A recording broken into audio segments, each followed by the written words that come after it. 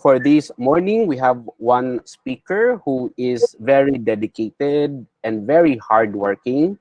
That is why she's known to be very pro teacher and pro learner. Ladies and gentlemen, please help me welcome the school's division superintendent from the division of Cagayan de Oro City, Dr. Cherry May L. Limbaco, CESO 5, to share on the curriculum support system. A round of applause, please. Good morning. Good morning, ARD Vic, to RD Art, and to all of us, good morning. I thank the regional office for inviting me to share with you my views on curriculum support system as we welcome the new school year. Let me just give me a minute. Let me have my presentation.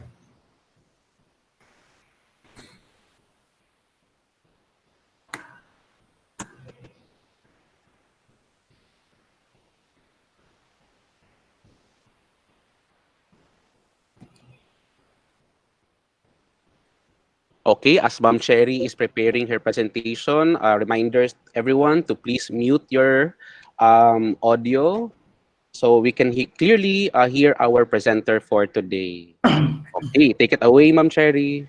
Thank you, Boots. Good morning again.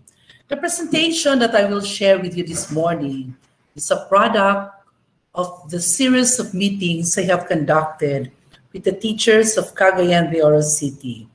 When Cagayan de Oro City was classified as in terms of community quarantine as modified general community quarantine, ESDS Shanghai and I decided to meet the teachers, small group, tag 60.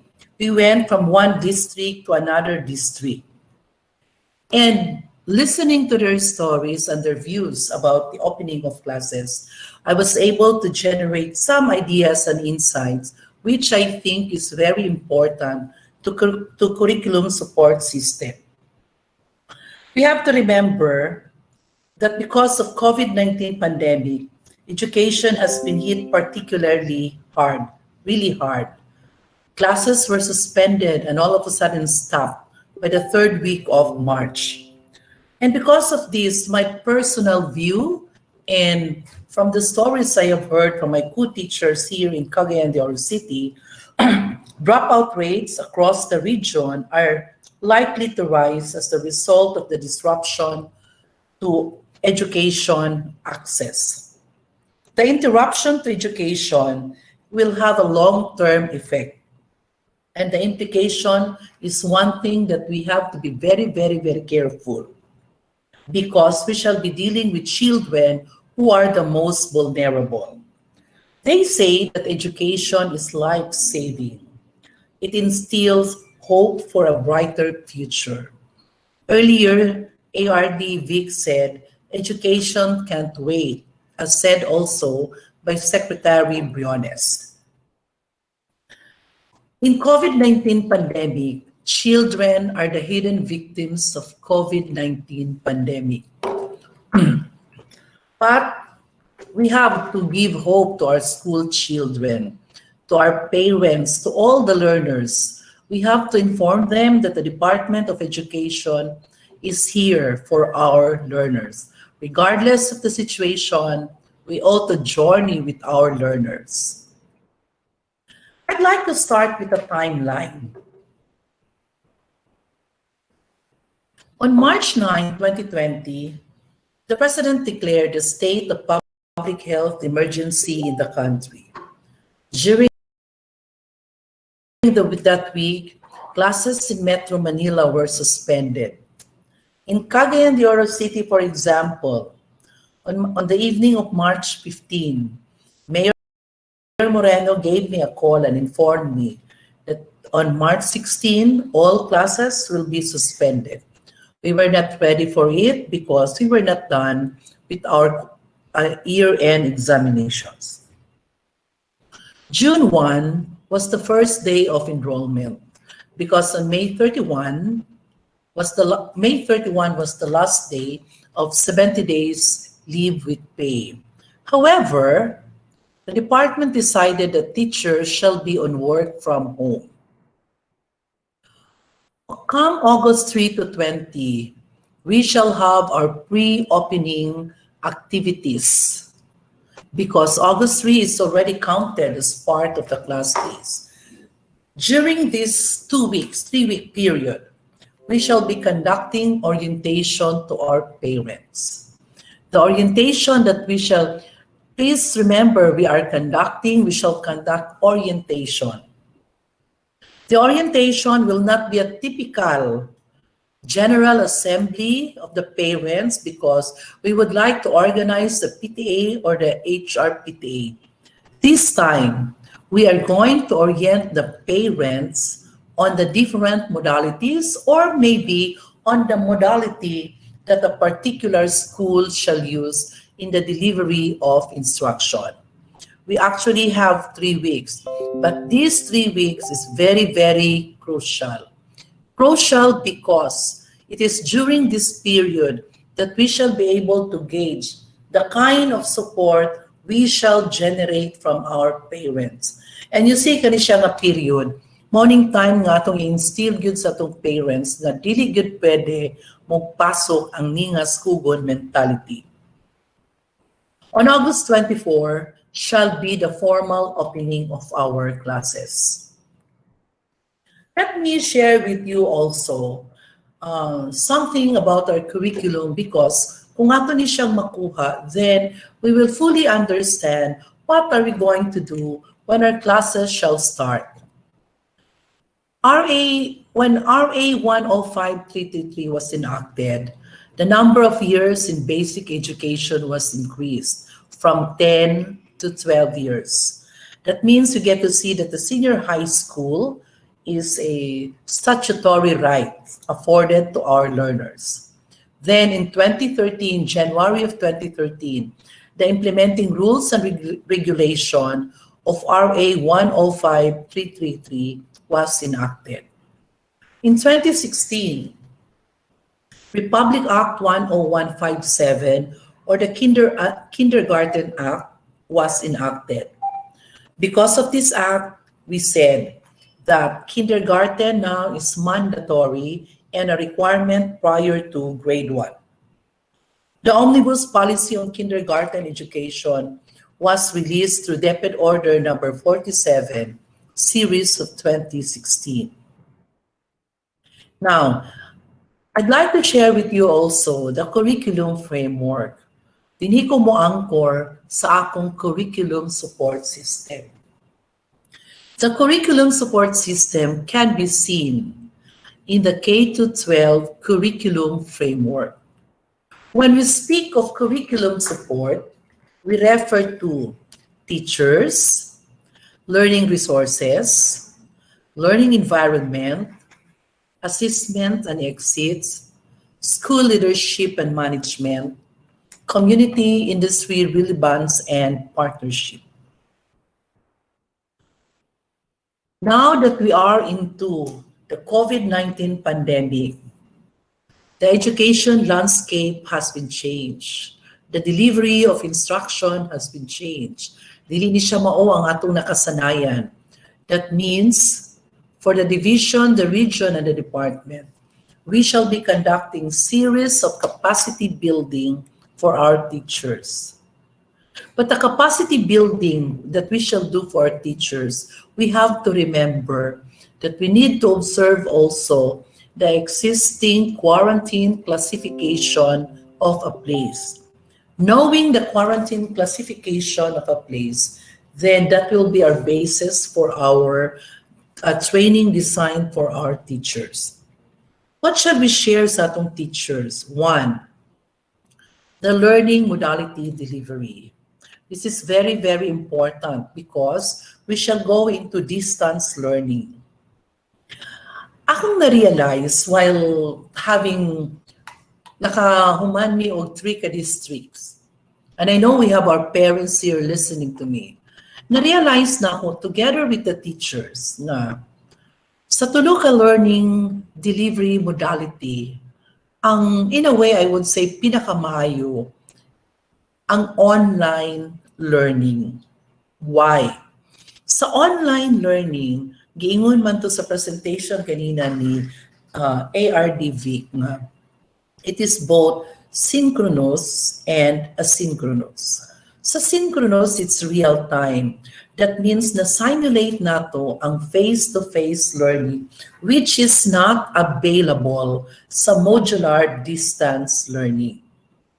So when we do training for our teachers on this, we need to tell our teachers to be very, very creative, to be very, very innovative when it comes sa modular distance learning. The grading system, we need to train our teachers because I know the department shall issue a new grading system.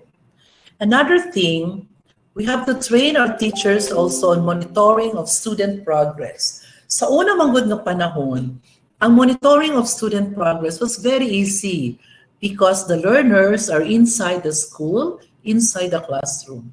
But this time, ang atong mga learners wala sa school, tuas sila sa ilang mga balay. I haven't printed it here, but the most important training na dapat ihatag nato sa atong mga maestra has something to do with dealing with our parents. Specifically, we have to teach our teachers how to do community organizing. Reason, kinahanglan nato karon ang support sa atong mga parents. Ang support karon sa parents dili lang anang pag-attend sa PTA meeting or attend sa HR PTA meeting, but it goes beyond that. Ang kind of support nga atong gusto karon sa parent is a very, very active support. Kana yung all the way through a support that will last up to April 30. Ako nang ma-discuss later. In terms of learning resources, during school year 2019-2020, learning resources were accessible sa learners, kay naaraman sa eskwelahan. But this time, our learners are at home. Na sila sa ilang balay, geographically remote from each other, ang learners at ang teachers. Even ang school, layo yung kay sa bata. Ang school, na dito ang tanan nga learning resources. Now, kung sa mga itong mga learning resources, ani, we can have textbooks, computers, televisions, maps, charts, poster, anang model like the model anang human body. We also have digital resources. It can be in form of video clips or software. We have online resources, pareho sa DepEd Commons, kanang Globe Library karon, sorry, mali ang spelling din na. We also have the TVL tools. We have science and mathematics equipment. But ang question karon nato aning learning resources has something to do with access. Unsaon ni pag-access sa atong mga bata now that we are into distance learning? My take. The instruction I gave, ako lang yung take ha, the instruction I gave to the PSDS, to the school heads, when parents will report for orientation in August, we have to lend the textbooks to the parents. Ang practice nato sa una, ang textbook, ihatag nato sa bata. Ipahulam sa bata, ang bata ang mag-receive. But this time, since children are not allowed to leave their homes, so we have to give it to the parents. What is the advantage of this? Somehow, ang accountability nato sa textbook, ato na sa napasa dito sa bata. And also, ang bata dunay reference. Na siya'y mabasa karon. You see, kahit na siya'y self-learning modules, wala ba yung teacher din, the traditional teacher who will stand next to the child. So at least na ay libro. Kaning televisions and computers, this is the time nga pwede na ito magamit ni siya. We have to be very, very creative. Like, wala man nag-ingon ang DepEd nga we have ang kaning computers and television should only be inside the school. We can actually bring this sa community. When we have video lessons, kanang atong mga online resources, we can make it available through the computers and through the televisions. Gamito nato ning computers and televisions as if mahimo nato siyang mobile classroom. Dalahon nato siya sa mga sitio, dalahon sa areas kung asa dagan ang tao. However, keeping in mind the DOH and IATF policy that children are not allowed to leave their homes. That means, kung maghimo ta karon og TV or salida or showing aning mga video clips, kaning online resources sa digital resources, ang atong audience, ang parents. Kay dili man pwede mugawas ang mga bata. Now, when we share these learning resources to our community members, we also have to remember that we shall also observe the health protocols prescribed by the Department of Health and IATF. Na din sa ubos, gibutang na ko ang self-learning modules. Ang self-learning modules karon nga ihatag nato sa atong mga learners, mauni siya karon atong main tools for learning. Nahulog ni siyang ang SLM, ang modules, nahulog siya nga mura na siya karong teacher sa mga bata, guide for learning.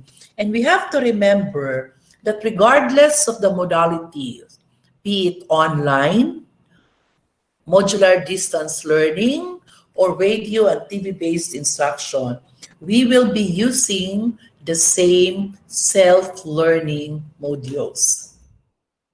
We will now I will now share something with you about the learning environment. Before COVID-19, mauna siya ang look sa classroom, sa school. Abay-abay ang mga bangko, and kita nimo daghang kay structuring sa teacher. When the new normal shall come after the COVID-19 pandemic, mag-change na karon ang itsura sa atong classroom. 1, we shall be observing physical social distancing. That means ang distance now between one table to another table shall range from 1 meter to 2 meters. Another thing, makita nato din na karon nga sa atong door nanay mga foot bath, hand washing stand, ipambutang na siya. And also, sa latest na issuance sa department, gidiscourage na ang air conditioning sulod sa classroom. Kaning nga sa tunga nga picture, this is now the COVID-19 pandemic classroom. And the classroom of the child, now the learner, naana sa ilahang balay. Ang question nato ani nga i-ask, how will our learners access learning resources now that we shall adopt distance learning? How will the students use the required learning resources for their class? Ingon nila, doon ako'y nabasa, sa access kuno sa learning resources, doon ako'y edge ang bata nga ma-enroll sa online learning. Kani karon nga situation nga ang COVID-19 classroom is the home, dinhi nato makita ang kabugat sa role sa atong mga parents. And I am very, very happy that a select group of our PTA officials are with us ani atong webinar.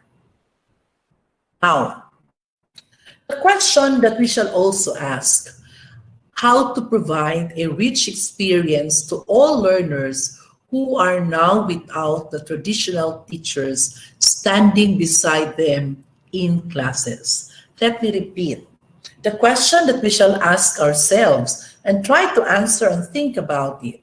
How to provide a rich experience to all learners who are now without traditional teachers standing beside them in classes. We have to remember, come August 3 until April 30, even if we have the most outstanding teacher doing the modular distance learning or any modalities other than face-to-face, We will not succeed unless we have the unconditional support from our parents, guardians, adults at home. Sila ang pinaka-crucial kaayo. In fact, I was telling my co-teachers here in Cagayan de Oro City yesterday, this will be the first time that attendance will be checked by our parents. Kaya wala man din na si madam, si ma'am o si sir na mag-check og attendance. This time, si ma'am o si sir walay form 1 nga paghahawiran. Daily para mag-check og attendance. Kinsa man karon ang mag-check og attendance? Ang parents. That means, kung ato ni siyang tan-awon karon, ang attendance sa atong mga learners, perfect. Wala gyud ma-absent. Kay naaman siya sa balay. So that means, ang parents ani karon pod ang mag-set sa learning direction. Siya ang maghatag sa learning schedule sa iyang anak tungod kay naa sa balay. In a normal situation, we prepare for the class program. Nakaset ang activities sa bata gikan sa morning until sa afternoon. But this time, pagsugod karon sa klase, nausab na ang work nga pag-set sa schedule, learning activities, wala na sa teacher, tuwa na sa parents because ang parents ug ang guardian ang naguban karon sa bata nga naa sa balay. That's why ang akong gibutang gyud dinhi, we need to have the unconditional support coming from the parents so that we will be successful and we shall be able to offer quality education, quality learning to our learners. Now, in terms of assessment, very crucial role gihapon ang sa parents, although this will be discussed later by Dr. Alonsabe. Ingon sa DepEd Order number 8, naghatag ito siya og guidelines, katong policy guidelines on classroom assessment for K-12 basic education. Sa atong guidelines giingon dito, tulo ang criteria written works. Second, naatay performance task. Third, ang quarter examination. So mao to ang basis. However karon, makita nato og naa pa ning DepEd Order number 55 series of 2016. This has something to do with policy guidelines on national assessment of student learning for K-12 basic education program. For this school year 2020-2021, ang DepEd Order number 8, 2015, for a while, mupark sa siya because nag-ingon ang Learning Continuity Plan of the Department of Education that there shall be no summative examination, not unless there shall be face-to-face. What shall be the assessment method? We will have portfolio assessment. And in portfolio assessment, dili ang bata ang atong matrain ani unsaon paghimo sa portfolio. We are going to train the parents because ang parents ang kauban sa bata sa balay. Makita nato karon, bugat na kaayo ang role sa parents, but DepEd, ang school, should find ways such that kahit bugat na siya nga role ang pag-train sa bata unsaon paghimo sa portfolio assessment. But we have to find ways na malighten ang load sa atong parents. Let me repeat. Our children are not allowed to leave their homes. We will not get to see our kids face to face. So, mukandaktag orientation with our parents. Now, among sa atong i-orient sa ila o itudlo has something to do with the preparation of the portfolio because the portfolio is now the basis of our assessment. In fact, pag-orient nato ani sa parents, dapat we will do this step by step. So ako lang i-share ang akong giingon sa akong mga kauban na to lighten the situation nga dili ra kay tantong ang maghubot ni.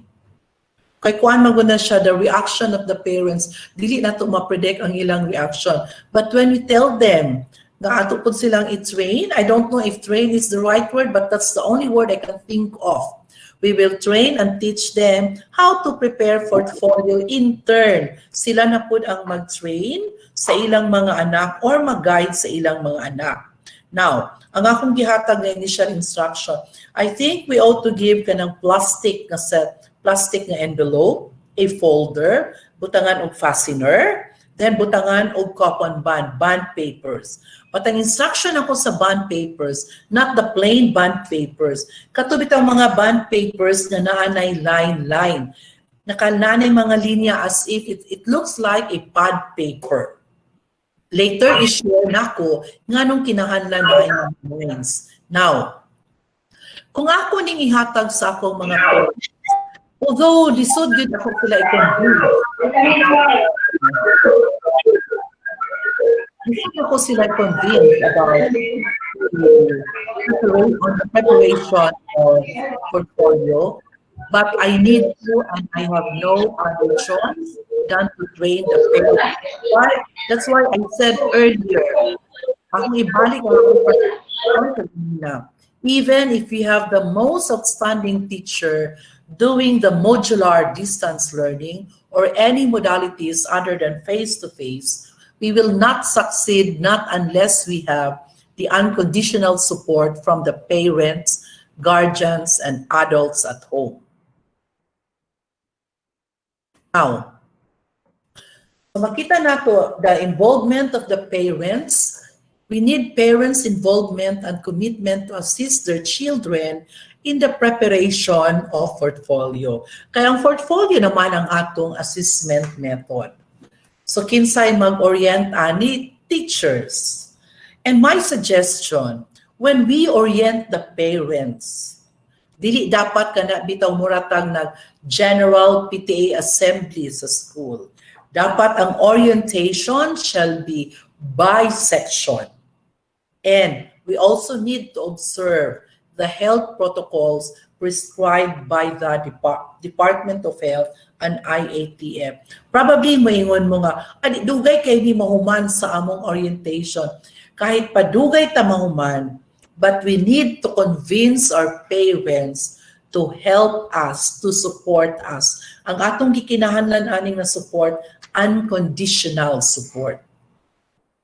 Now, part also of the curriculum support system is the school leadership. So, importante kay ang role sa principal. Dapat dinhi ang mga principals will assure the teachers and the community nga dili niya pasagdan. The school head should journey with the teachers, the learners, and the parents. In the same manner nga ang superintendents will journey with the school principals, with the supervisors, with everybody in the division. Dili ni panahon karon nga mamiya ta, walang iwanan. Then what kind of support should a principal do para sa mga teachers o para sa mga parents o sa learners? One, the principal should be able to establish mutual trust. Nganong kinahanglan man ng mutual trust? Because bugat kaayo ang role sa atong parents.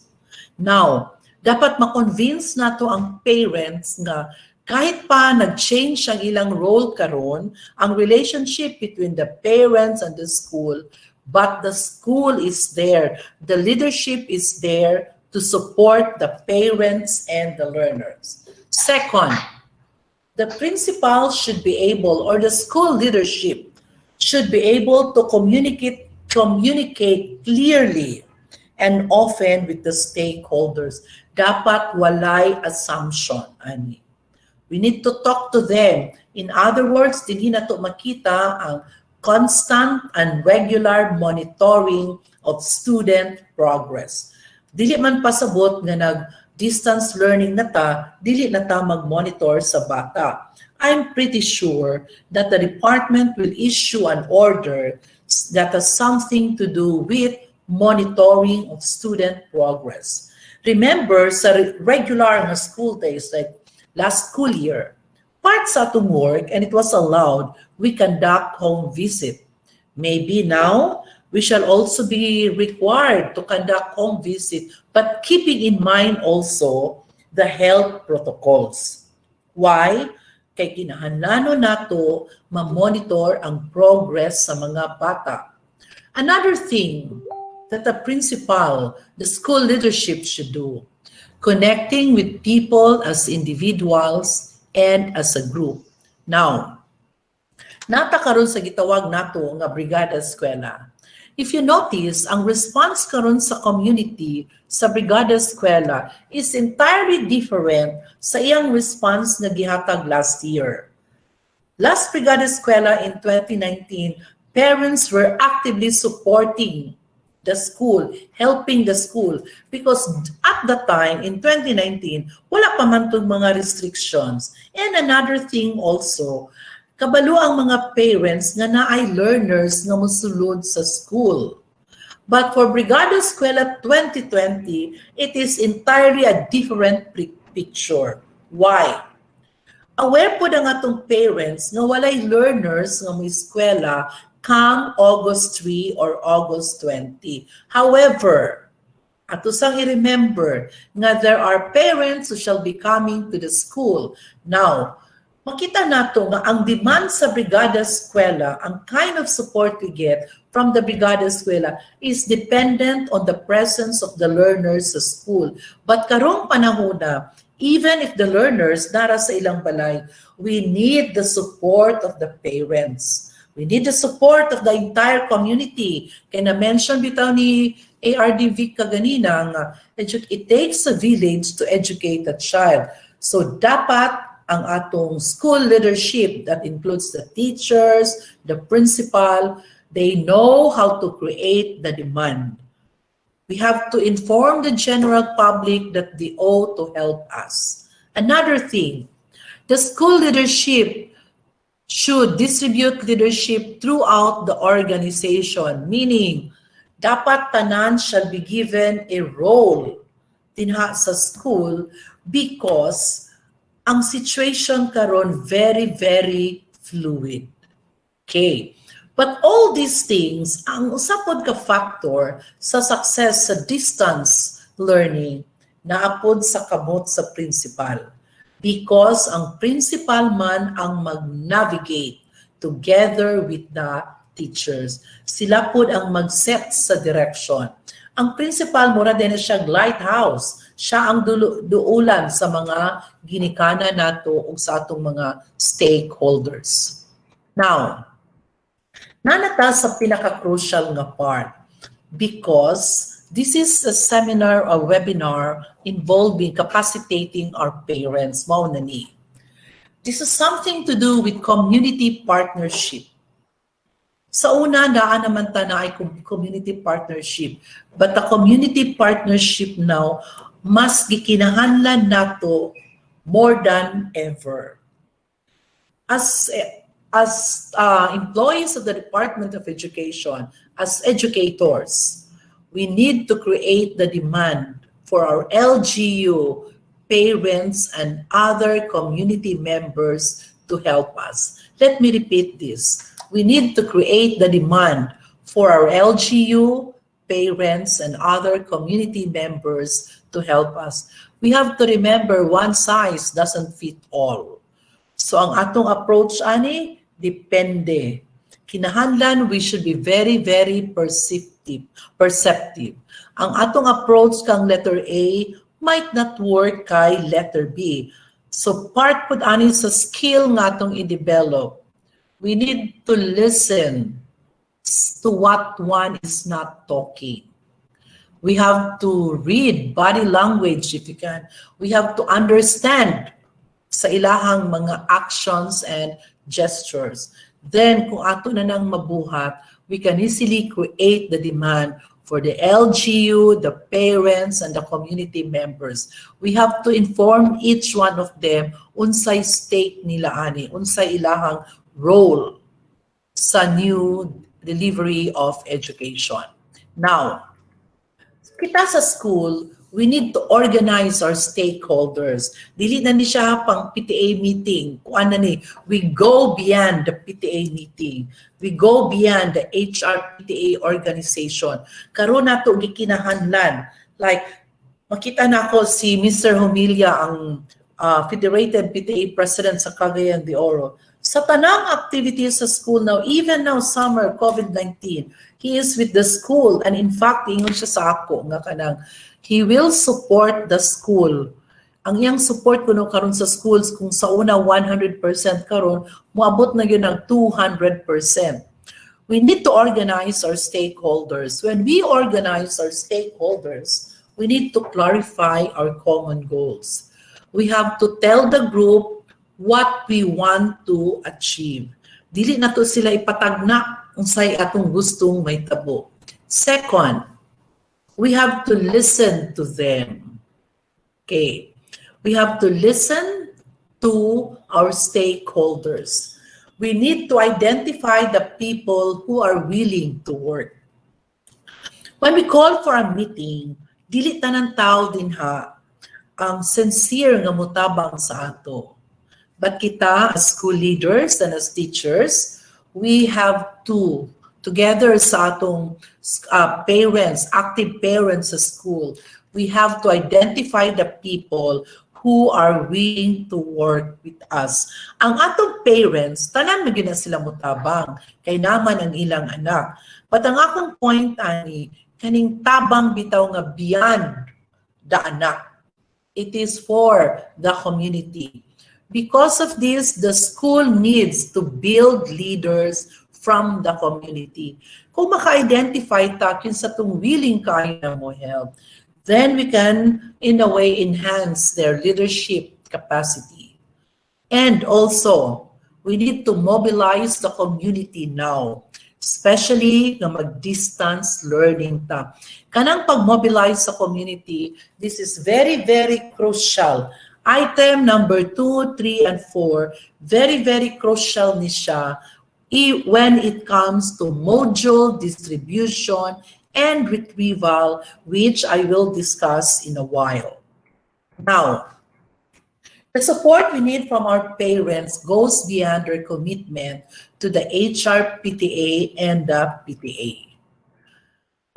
Remember, karong panahon na, all communications are channeled through our parents. Now, ang una gyud nga role karon sa parents, pagsugod sa klase, our parents are now considered as para-teachers.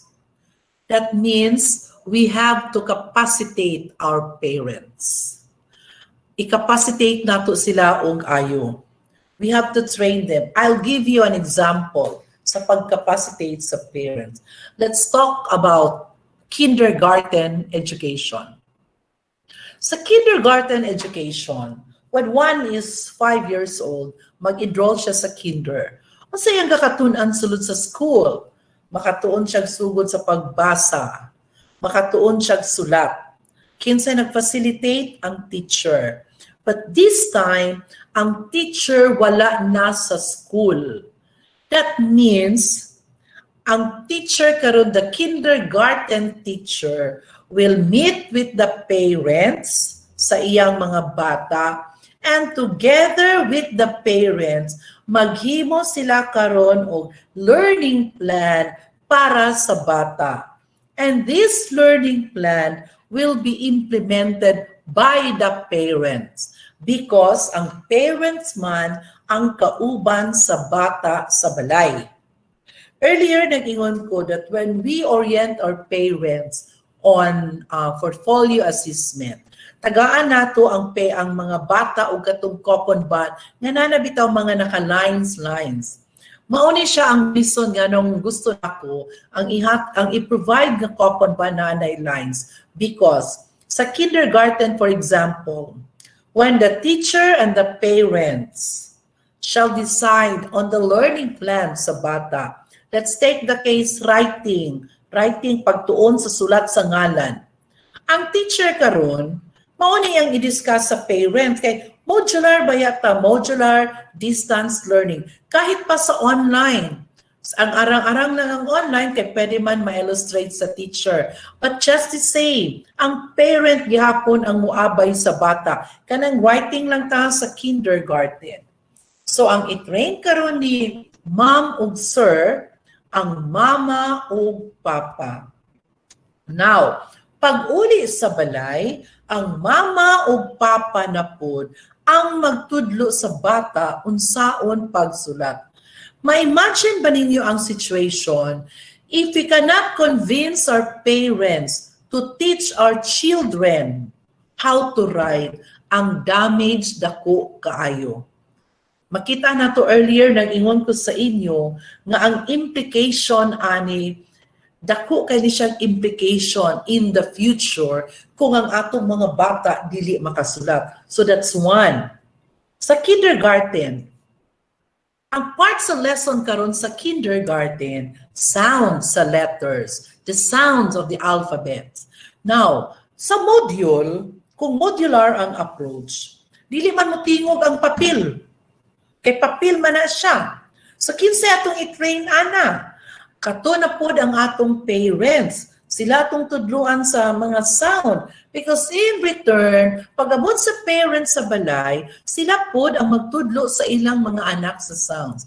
Kabalo mo, I had a very good wake-up call aning ni ang reading sa kindergarten. Dito ko ani sa Southwest District sa Cagayan de Oro. Ingon sa ako ang mga kindergarten teachers nga. Sa ila ko nung opinion, instead ko noon ta ko nga sounds ang itudlo lugar sa mga bata as a springboard to beginning reading program, ingon nila, pwede ba kuno nga magbalik sa kartilya ka na babi, bibo, bo, a, i, o, o. So nangutana ko nga no, why would you want the kartilya as an approach? Ingon nila, it will be very easy for our parents to remember and to teach it sa mga bata rather than kuno magsugod tag sounds. So nangutana ko, if that's the case, mabasa ang table o table. Ingon dayon ang teacher sa ako sa kinder. Ma'am, it will be very easy for us to correct that and enhance during the school year, during the face-to-face meeting with the learners. But what will be difficult is that for the year, kung ang bata dili makatuon o basa. So dinhi nato makita nga, we need to capacitate our parents. And when we capacitate our parents, ang atong i-capacitate ani sa ila has something to do with our learning activity sheets, with the competencies ng atong itudlo. But when we capacitate them, dili dapat ang not a one-time, big-time training. It should be by piecemeal, ginagmay. But ang atong problem, ani, when parents are working, how are we going to capacitate them? And how are we going to convince them to assist their children? Because when school year 2020-2021 shall come, my personal opinion, our parents will now act as the para-teachers. Our training should and must be from parents' point of view. In other words, we have to remember that when we train our parents, when we capacitate our parents are not teachers. Pareho sa ato. Lain ni sila og kanang calling sa ilang kinabuhi. So it must be from their point of view. And kaya nga atong parents man karon kanang para-teachers, we have to establish a very good working relationships with our parents. So walang S. We have to establish a very good working relationships with our parents. Mao gyud ni ang pinaka-crucial. Remember ang role sa parents for school year 2020-2021, they will now act as para-teachers. Pwede po natong ignon nga kuan siya kanang mura siya alter ego sa teacher. Pwede po nato siya ignon nga tutor. Whichever, basta karon sa 2020-2021, the learning plan that we intend for our learners as planned by the teachers, i-implement ni siya karon sa parents because our learners naa lang sa balay. Now, kita nato dinhi, usa pod sa iyang role. Pwede siyang mahimong instructional coach ang parents.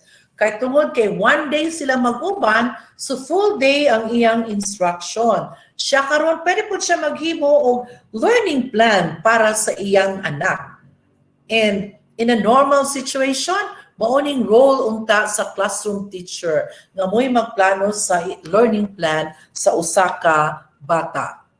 Another thing also, we need the parents shall explain ang role po sa parents as they go higher, like sa high school or mag-grade 6 ng bata.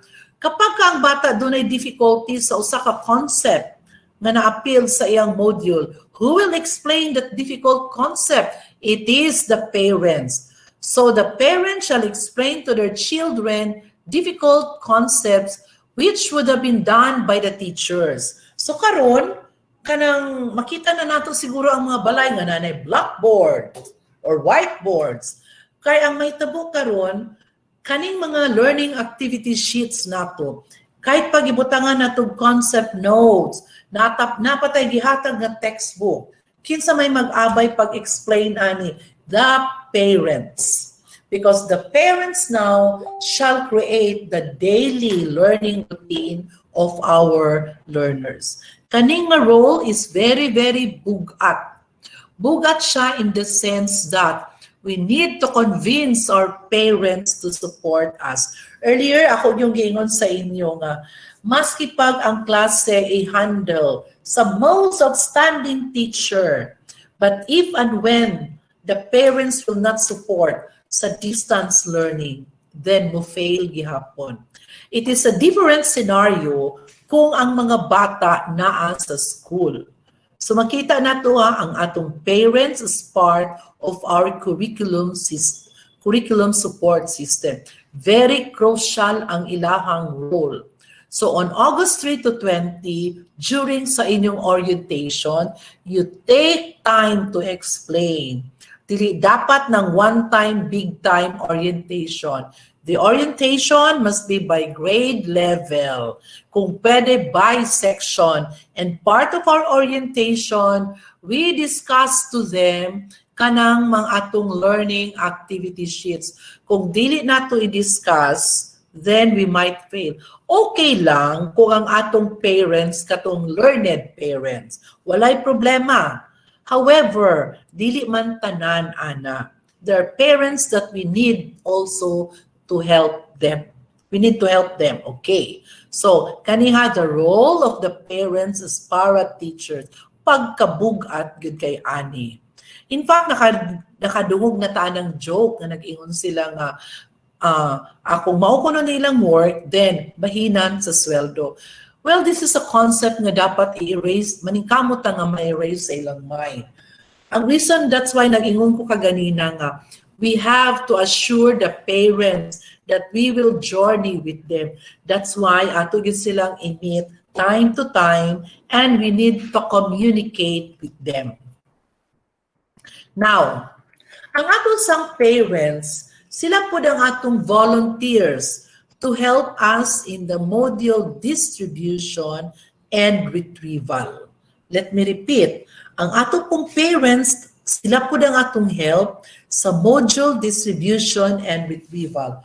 Saan taman siya nga para mas dali ni kaayo? Dili kay siya difficult nga aspect.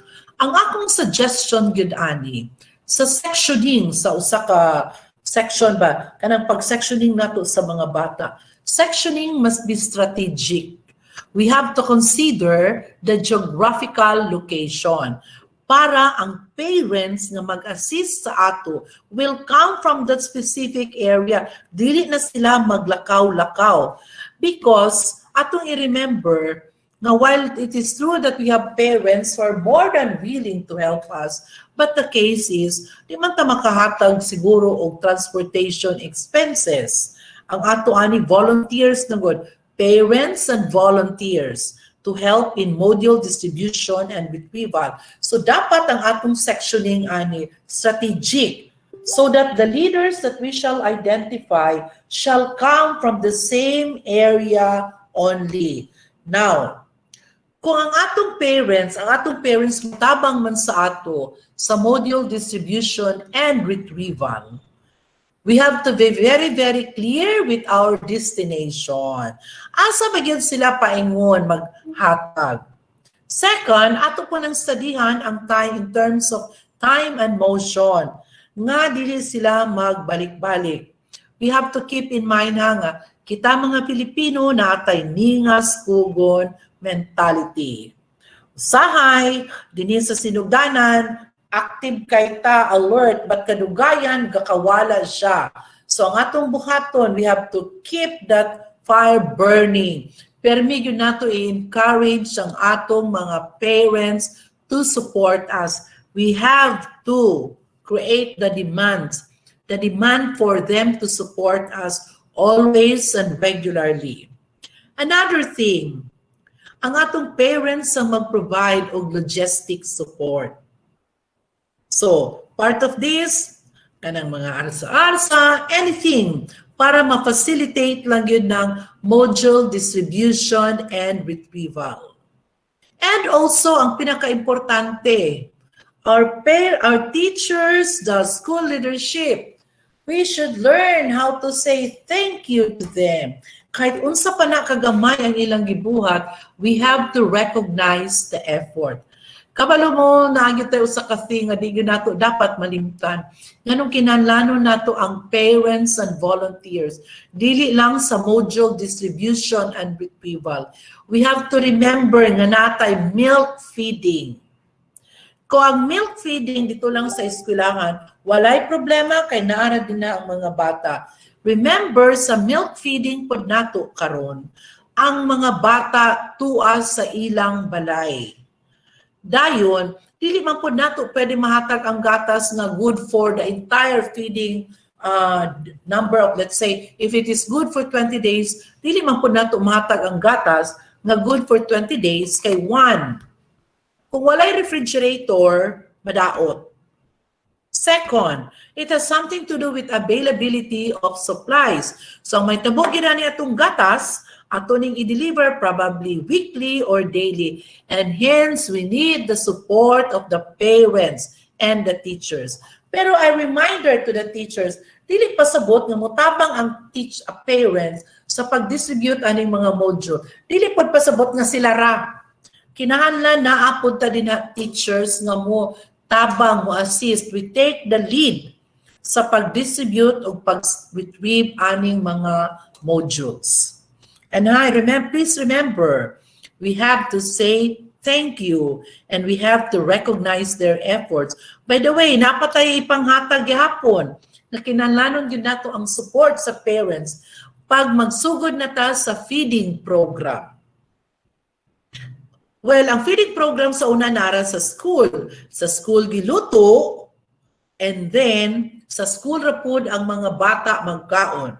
Pero karon ang atong feeding program, kuana ihatod ni sa balay. Dili po nato ni siya pwede ihatag bulk. Kay madaot man, mapanos man. So ang kuan gyud ang unconditional support and help sa atong parents, very, very essential. Kung tanaw nato ha, duha ka book role sa parents nga bugat kayo. One, acting as para teachers. Second, they now are going to help us sa module distribution and retrieval and maybe to help us anang milk feeding and sa atong feeding program. That alone nga duha ka buok na role nila or kanang effort or ilang pag-volunteer sa ato, bugat kaayo na siya. And it will not be very easy for us to convince them. We have to strategize. We need to come up with correct, right approach unsaon nato pag-convince ang atong parents nga mo support sa ato. As I have said and I will stress, kung dili ta tabangan sa atong mga parents ani, dili gyud ta ma-successful. Remember, magsugod ta sa delivery of instruction. Crucial kaayo ang ilahang role. Sa una, pwede ta maka-request sa parents nga maglampas sa eskwelahan. This time, dili. Ang ilahag yung role, they will act as para teachers. Second, kaning pag-distribute o pag sa retrieval sa module. Third, kaning preparation aning portfolio. This is also very, very crucial. Pero kaniyang tanan, mas dali man ang tanong kung naang bata sa eskwelahan. But remember, we are into COVID-19 pandemic, and the COVID-19 pandemic has practically redesigned the landscape of the school and redesigned the service delivery of the Department of Education. Now, specifically, yung say role sa parents karon sa distance learning. The parents should partner with other parents para dili kay bugat. Let's say, kung iyara manggutanan, murag lisod siguro. So siguro we have to help our parents to partner with other parents. That's why ang atong sectioning as much as possible should be strategic and we consider the geographical location. Next, ang atong parents, atong i-convince to keep a close contact with the teacher. With the teacher sa iyang bata. Keep a close contact with the teacher of your child. Dapat ang parents ug ang teacher, ang ilang communication regular and constant. Kinsay mag-initiate sa communication? Let me rephrase number 2. The communication must be initiated by the teacher. Even ang kanang pag-partner sa mga parents must be initiated by the teacher. Now, we will also remind our parents to encourage their children to do physical activities. Kinsa man ang mag-encourage? Ang teacher. So ang teacher mag-encourage sa parents for the parents to encourage their children to do physical activities. Next, part po sa role sa atong parents, and this must also be reminded by the teacher that we have to begin each learning class day with follow-up. Ang may tabuan ni si teacher mag-follow up through sa mama o papa. Pwede po diretso sa bata. But sometimes good man nga moagi gito sa mama o papa so that the parents will be aware sa progress sa ilahang bata. Sa una, ani naman itong gabuhaton, ang teacher, diretso na siya maka-follow up, maka-monitor sa iyang learners. Very easy, kay nara sa classroom. But this time, lahi karon ang setup sa atong classroom. So, kinahanglan po atong close communication with our parents. Now, with that, let me say, it ends my sharing with you. And I'd like to repeat what I have said earlier, that no matter how good a teacher is, even if she's the most outstanding teacher, if we will not get that solid support from our parents, we will fail. So thank you and good morning. If you have questions, I am more than willing to answer your questions. And let me tell you also, ang sharing akong gi-share sa inyo, I got this during the meetings we have conducted with the teachers here in Cagayan de Oro. Ang among mga meetings, small group meetings, because we have to discuss with them the different modalities. Again, if you have questions, I'm more than willing to answer. Thank you and good morning. Hello, Ma'am Cherry. Thank you very much for comprehensively sharing to us curriculum support system. Amo na-appreciate, Ma'am Cherry, no, that you have really give details on what supports were given for our teachers, learning environment, and then you also emphasized on school leadership as well as on community partnership. Ma'am Cherry, we have daghan-daghan po nga mga pangutana siguro kay lami kaayo ang ato ang discussion, Ma'am Cherry. Are we good, Ma'am Cherry, if we start our forum? Sure. Okay, thank you, problem. Ma'am Cherry. Okay, first, Ma'am Cherry, is siguro from a concerned teacher or parent nino, because gakandunggan nila kanunay ang word nga zoning, pwede daw nato ma-elaborate, Ma'am Cherry, ang word nga zoning, especially for our parents. Word nga? Zoning. Zoning. Okay. Yes. Okay. Ani siya. Ginag-mention ko, siguro ang zoning, di ba, group man na siya of an area. Akong na-mention kaganina nga ang sectioning should be strategic.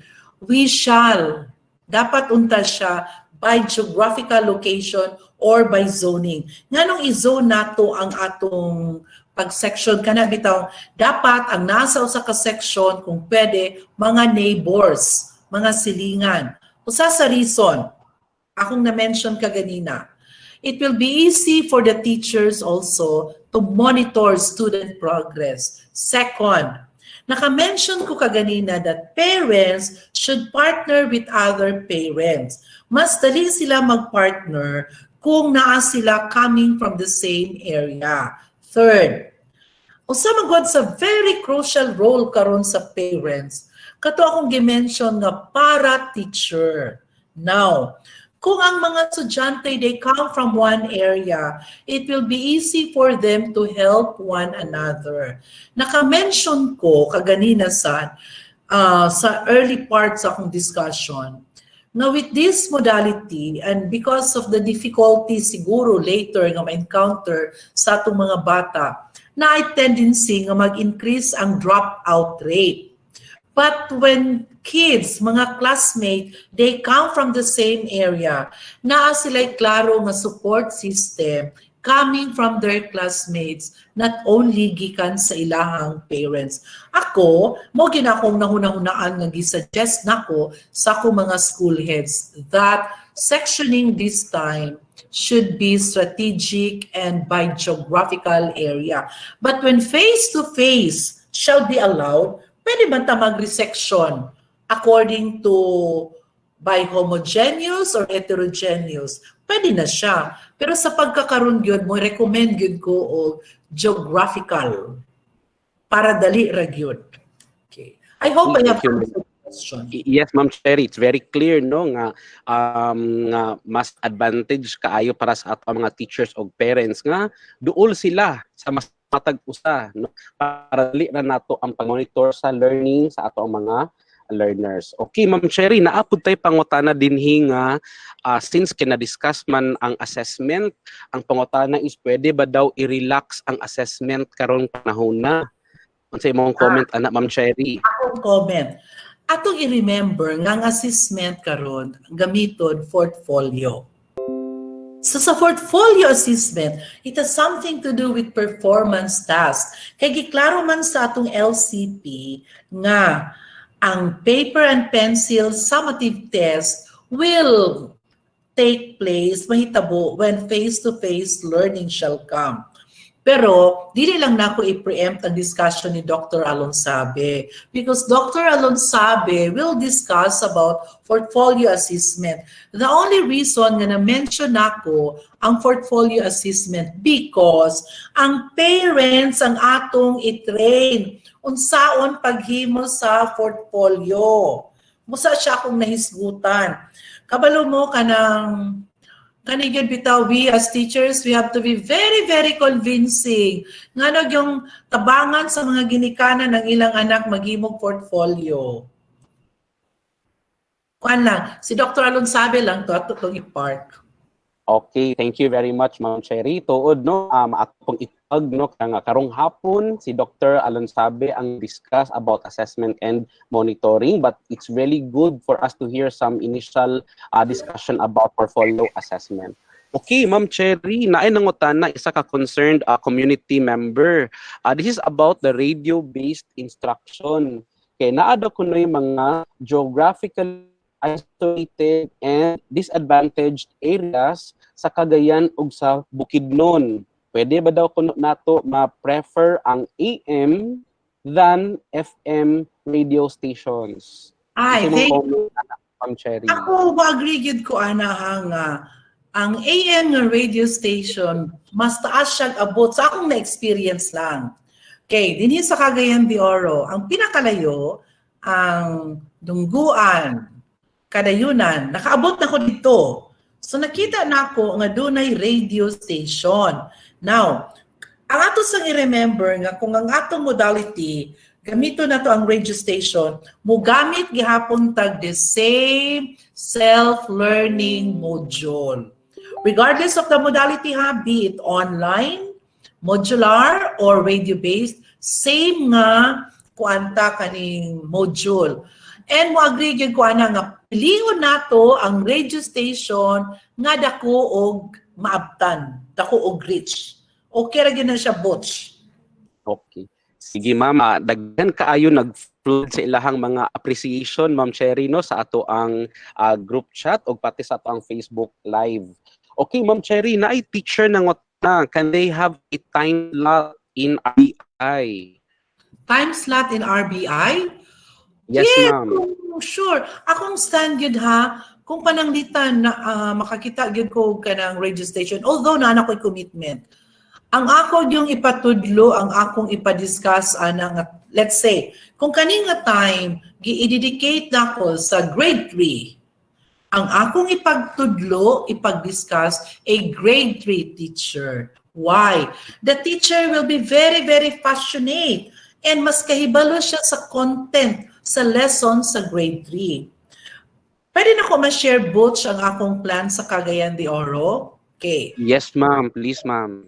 So, naka-mention ko kaganina nga part sa atong learning resources dinhi sa sa atong mga school, natay TV, natay laptop, natay computer. Just for a while ha. Natay laptop, natay TV, natay computers. Okay. Unsa man akong plan sa Cagayan? For every learning activity sheets, we will prepare a corresponding video clip. Or ang lesson i-video namo. Kinsa man ang mag-model ani, ang usa ka teacher gikan ana nga particular grade level. For example, kung ang akong lesson about sa reproductive system, ang reproductive system, that is a lesson in grade 5. So ang akong ipatudloan na diha sa akong video lesson, ang usa ka teacher nga grade 5. Kanong mag-video lesson man ko, nakita nako na kung ang makita sa bata, module lang, walay teacher, the traditional teacher, I'm afraid it will fail. Kaya dapat dunay magtudlo.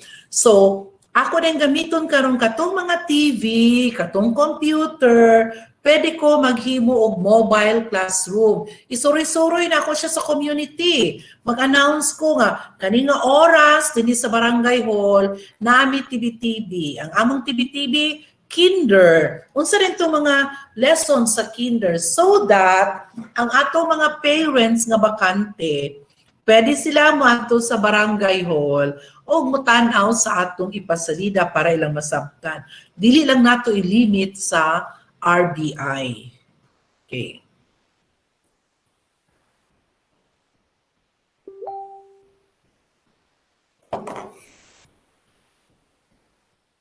Walay sound. Okay, salamat kaayo Ma'am Cherry for that one. Kay excited kaayo ang ato ang mga teachers o ato ang mga stakeholders nga multimedia gid ang ato ang ginatap karon no, to promote learning. Ma'am Cherry, naay nangutana from DSWD kay gusto nila i-integrate sa ilahang 4Ps nga program unsaon kuno pag-conduct ang parent orientation in this time of pandemic. Okay. Ang parents orientation nga akong gisuggest ni sa Cagayan de Oro, una, tan-aw nato sa unsa ang quarantine classification sa Cagayan de Oro between August 1 to August 15. Kaya kung unsa ang quarantine classification, diha nato makita kung unsa kadaghan nga tao ang pwede nato i-gather. Let's assume nga modified general community quarantine gyapon. So una natong tan-awon, pila ang capacity sa venue. So dapat kaila mang i-observe ang social distancing. Sa Cagayan de Oro, akong nakita nga ang capacity nga pwede nato sa covered court nga dili gyud na mapasok, pwede ta og 60. Now, kung pasok man ang 4 piece, pwede nato sila tagaan og slot nga mo join sa orientation para ma-identify po nila kinsa adto nga mga parents ang recipient sa 4Ps. But ato sang ikuan kanang Butch, kabalo mo kung mag-orient galing ta pananglitan do na tay 3 batches. Dili pwede ng 3 batch nga sunod gyud. You have to give ample time ng unang nga batch makagawas sa eskwelahan, then disinfect the entire area, kaya ta magpasulod og second batch. In a way, pwede ko maingon nga medyo kana bitaw mag-exert bitag effort sa preparation sa venue kung mag-orientation. But ang atong mga friends sa DSWD, they can always join us. But mo-adjust sila sa schedule kay taas gyud kaayo karon ang orientation. Very long. Okay, so yes, salamat kayo Ma'am Cherry. I hope that is clear to everyone na we can conduct face-to-face parent orientation pero mo-follow gyud ta sa ato ang mga health protocols. O by batch, ikabila ginagibalik-balik ni Ma'am Cherry, by batch gyud ang ato ang orientation. Okay, Ma'am, naatay from CSWD Tangub City. Akong basahon, Cherry, the sharing was comprehensive and calling for a committed parent and volunteers. In my opinion, we have observed in the community that we have education graduates who are not employed, and even those who will be on the internship can be considered as pool of volunteers. Ang sa imuhang pwede na-comment ani Ma'am Cherry. Okay kay sa ako nga naay volunteers. Okay gyud sa ako. Pero in fact, nagpangutan ako, okay ba sa ako nga ang volunteers mo adto sa mga balay? Akong take manggod mao ni. Giklaro bitaw na sa ato nga kanang ang mga bata mo stay sa balay. While I am happy nga moadto sila dito mag-volunteer, but kuan manggod na sa ko'y apprehension tungod aning health status. So, if and when kanang mutabang ang atong mga volunteers, siguro dinhi na to sila ipatabang bitaw sa pag-orient gyud sa atong parents. Kung naay contact sa bata, kuanta ana kanang dapat mananghid sa taog-ayog atong studyhan. Noon ay nakasuggest bitaw sa ako, even ako mga teachers ba, na ko mga teachers na ko sa Southwest District o sa South District, nagsuggest sila. Kanya specific yung kayo ni kinder and grade 1. Ingon sila, Ma'am, dili ba pwede nga ang mga kinder nga bata, kahit once a week lang kuno ipatunga sa school, kahit 4 ka oras, kahit tag-upat lang kada sesyon, uban ang mama o papa, lagyo ang bata o teacher. Kaya ingon nila, mas effective kuno pagtudlo og basa sa bata nga dunay face-to-face. Pero ang akong answer, naamagyud type protocol nga ga-follow, na ay directive nga ga-follow. So kaning mga volunteers nato, kaning education graduates, kaning wala pa nag-work, wala pa og opportunity, magpatabang ta sa ila pag-monitor ani nga mga bata through sa contact sa parents. Then ang parents makasulti man sa atong mga volunteers unsay kakulangon lugar sa ilang anak. So diha dayon ihatag ang suggestion. Okay, Ma'am Cherry, thank you. No, it's very loud and clear nga kuan gyud no nga naagid ang coordination gyud no, very important no with our parents. Okay. Ma'am Cherry, naatay pangutana nga health and learning are inseparable. But what support can we give to the teachers because they are also vulnerable to contamination? Okay. Thank you for that. Mao gyud na nga even sa school mag-observe gyud ta anang mga health protocols prescribed sa DepEd. Prescribed sa Department of Health ug IATF. For example, butang na to, i-assume lang nato let's have an assumption na mabot ang time that teachers sigurado magyud ko nga ipamonitor gyud ang teachers sa progress sa bata. Kung sa usa ka area kaning area giingon nga dunay nag-COVID-19 tapos gi-lockdown siya, dili ta dapat mo adto didto. Kay we're putting ourselves at risk. Second, kung maglakaw pud ta mag-monitor, Dapat naka-face mask ka, pwede ka mag-shield, and then kanang katutanan protocol si mo i-observe ingon nila ba? Ako i-share sa inyo. Na kuno'y 3 W's nga dapat atong di nato dili limtan. Una, wear the mask always. Permi kitag maskara. Ikaduha, we have to watch our distance. Tanaw na to. Kita ang mo define sa distance. Ikatulo, we have to wash our hands always. Kung pananglitan ang teacher mo adto sa lugar nga wala kay tubig, di man ta maka-wash atong hands, make sure na kagidala nga alcohol. Kung yun na, the health protocols ato yun nang i-observe always. And if you don't feel good, kung dili bitaw ka kanang mayo imong gibati, ayaw pag-adto sa school. Once sa butch ba, it reminds me. Sa una, we are so open to share with our friends na, I have cough, I have running nose. Karong panahon na, the moment mingon galing ka nga na ako'y cough, everybody will run away from you. So, yes, Ma'am Cherry.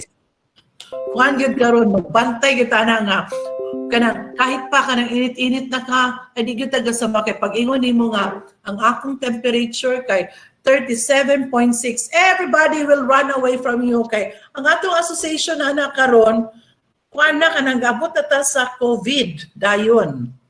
But we have to take care of our health. Yes, Ma'am Cherry. Nice kaayo ang sharing no nga atong sa 3 W's para ma-emphasize sa ato ang mga viewers. Wear your mask, watch your distance, and wash your hands. So kana yun no, very important kinatulo kaayo ka W's. Salamat kaayo anak Ma'am Cherry. Okay, naay pay pangutana Ma'am Cherry about sectioning. I think if ever sectioning is done, is it possible that teachers will also be geographically nearer to their residences with one another? Kinsa nga residence sa mga bata, I agree with that. Sa mga teachers na po, meaning ang teachers duol sila sa ilahang kauban nga teachers. Ang sectioning, meaning ang mga balay, ang sectioning Yep. kuan kanang pinaka-ideal man yun nga ma-assign yun ta sa duol. That's the most ideal. But naay limitation. Kay limited raman ang numbers. Insakto, Ma'am Cherry, no? So, unahon gid nato ang mga learners kay sila man gid ang ato ang clients ani no sa ato ang dinhi sa atong delivery of education. Ma'am Cherry, naatay pangutana gikan sa private school teacher. Ingon siya, naa naman sila private nga textbooks. Pwede na ba daw sila dili magbuhat og learning modules kay doble na daw? Ang textbook, sa akong opinion ha, dito magod sa module, well, pareho-pareho raman yun ang sulod, ana, pero ani na lang, dili lang ko mo-comment, ana, about siya. I will leave it to the school administrator. Okay, tama, Ma'am Cherry. Kay, na po sila on pod nga textbook policies pod. Sir Boots, Sir Boots, let me comment. Sir Boots. Yes, Ma'am Epra, you are recognized, Ma'am Eps. Let me comment to that question of from the private school. Ang textbook gi-design for face-to-face. Ang module is gi-design nga naay mahitabo nga learning bisan wala si teacher. So that's the difference of the two. So therefore, kung i-mo-adapt ang usa ka private school of a modular distance learning, therefore i-design niya ang material nga naay learning mahitabo bisan wala si teacher. So muna nga atong sa DepEd nagitay self-learning module. So kailangan ilag yung ihatagan sa module ang bata. Dili textbook. Supplementary ang textbook. Yes, no, we agree to that explanation, Ma'am Epra, no, that textbooks are not made to be self-directed, unlike the self-learning modules. Klaro na magiging word no nga self-learning, pwede gid kay siya for asynchronous or iya-iya lang no sa ato ang mga learners. Okay, naay isa ka pangutana dinhi ang isa ka parent. Pwede ba daw nila mo enroll sa ALS inighuman nga sila ang magtudlo sa ilang bata? Pwede. Kuan gyud na kanang ALS is open to everybody. Basta nakasunod ka lang atong qualification nga giset sa ALS, walay problema. Okay, no? Gusto po ko simpay kang Ma'am Sherry, no? Being part of the alternative learning system na yes, welcome kaayo ato mga parents mo enroll sa alternative learning system. Doon lang mo sa mga eskwelahan, ilabi na sa ato ang mga central schools, kinaagi din na naka station ang ato ang mga ALS learning centers. Okay, Ma'am Cherry, naay pangutan dinhi nga what if daw ang mga parents kay dili pod literate? How can they become para teachers? Kana, thank you for that, Boots. Kabalo ka, putong early bitaw nag-mention ko nga during orientation sa parents, i-appeal man nato pag-orient ang learning competencies. Kung aware ka nga ang imong parents dunay kakulangon, then imo siyang tagaag special attention. Like, kung mag-meet kag parents, dapat imo na silang na segregate. Kani nga grupo sa parents, mga fast, kani average, kani slow. So that ang imong instruction ay hatag sa ila will be kana bitaw appropriate sa ilang level of understanding. And usa sad Butch, ako bitaw nakita ani nga karon nga modality nato nga ang atong parents ma-involve sa delivery of instruction. Kabalo ka, I think parents will also learn. So that means you're hitting two birds with one stone. While ang atong intention, ang bata ang makatuon, ang parents at the same time because they will be forced to study because of their kids. Insakto, no? Insakto kaayo Ma'am Cherry, no, nga kung magto ka, ka-learn ta in the process. Okay. Naa sila ginaingon no that the best way to learn is to teach, no? Insakto gid na kaayo. Okay, Ma'am Cherry, naatay question sa isa ka concerned teacher. If magka-COVID ang teacher while performing their duties, pwede ba leave without pay ba siya gihapon? Dili man gud siya reproductive health ang concern. Kuan, di na ko I'm sure, doon ako'y nabasa na katubitaw sa existing issue. But anyway, ang question magud ani kung magka-COVID in the performance of her duty. Una, ito man yun establish in the performance of her duty. So doon na tayo contact tracing. But anyway, kay di ko man yun na siya matubag, kay that's a policy. A question that calls for policy. During the regional MANCOM, ako nang i-raise na issue. Okay. Thank you kaayo Ma'am Cherry, no?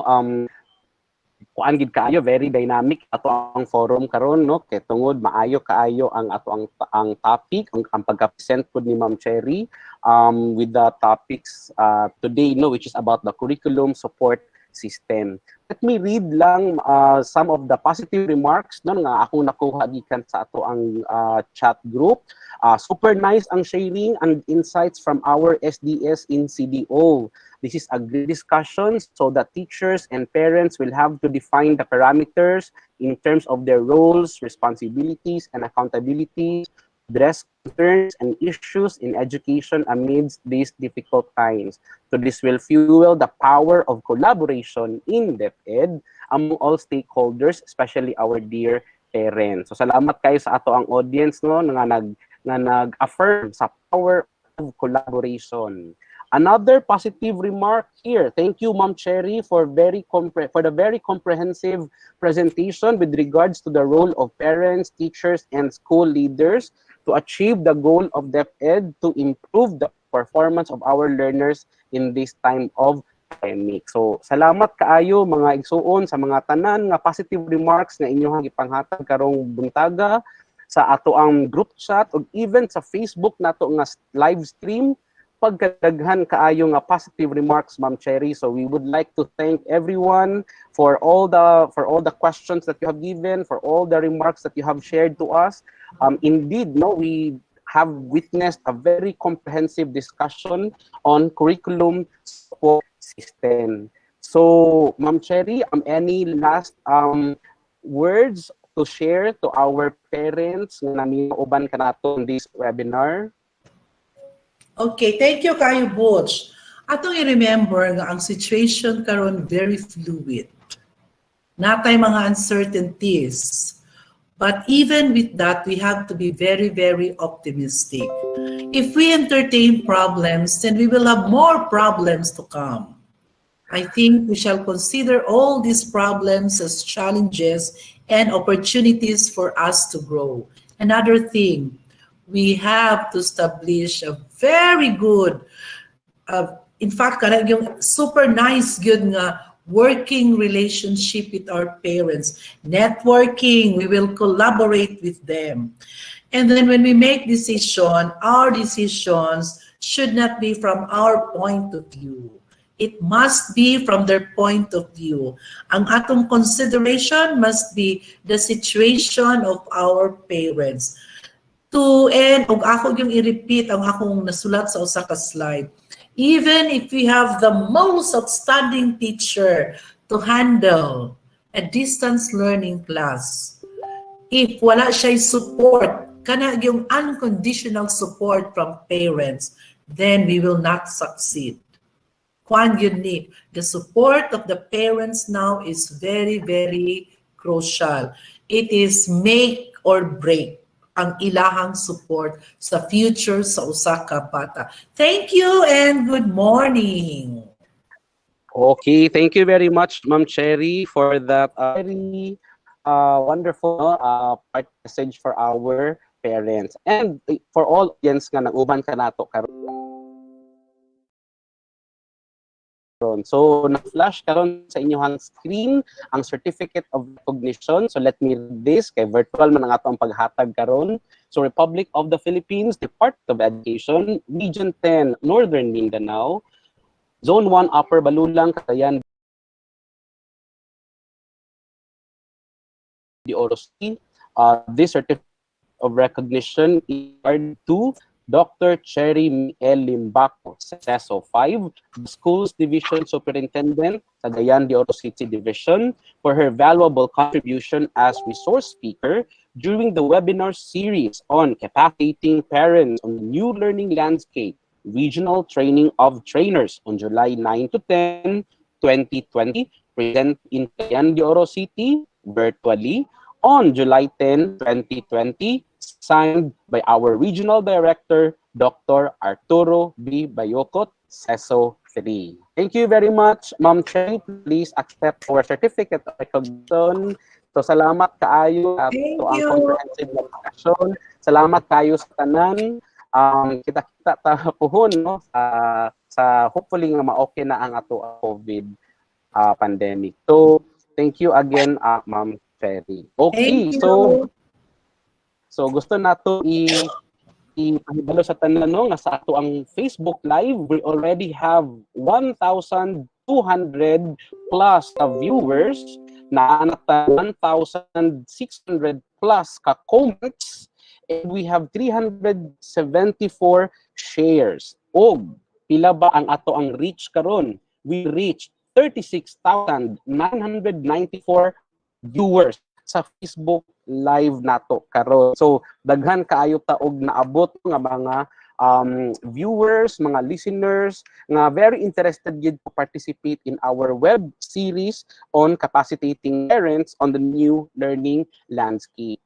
Okay, gusto lang nako i-remind ang ato ang mga participants nga naa dinhi karon sa Google Meet to please have your attendance because that would be our basis for the giving of our certificates. So please please do access the following link, bit.ly or bit.ly/attendance parent seminar. You can see the link not typed in our group in our chat box. Again, it's important for you to signify your attendance for this morning. Okay, so Grade 1. that Grade ends 1. our morning Angel, ma'am. session for this Isabel. webinar. Okay, then I'd like to remind everyone that we have an afternoon session of this webinar. This is on assessment and monitoring, which will be shared to us by Dr. Olga Alonsabe, the Schools Division Superintendent of Salvador City. So that's a very exciting topic for us to see, no, this afternoon.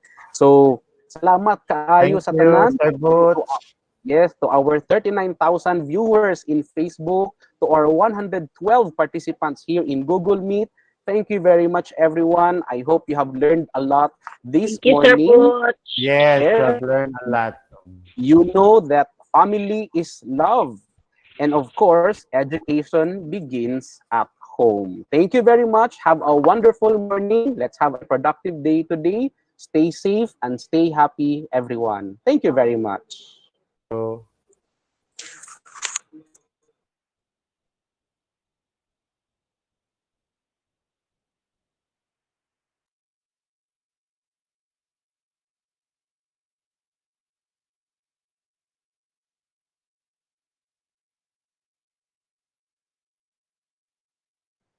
So you may now leave our Google Meet and see you this afternoon. Thank you very much, everyone. Thank you, Thank Butch. you. Bye-bye.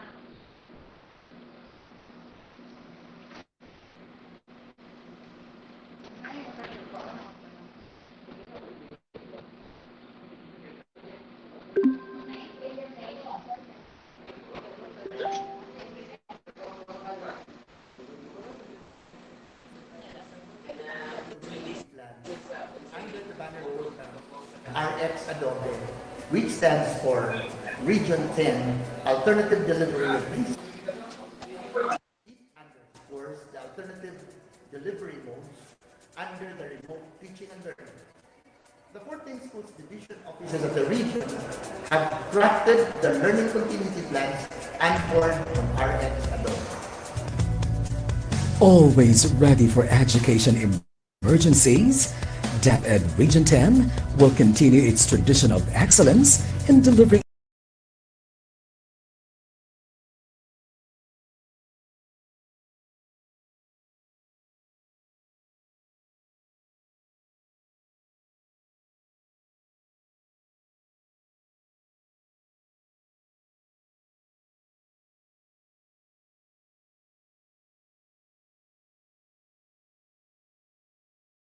families times number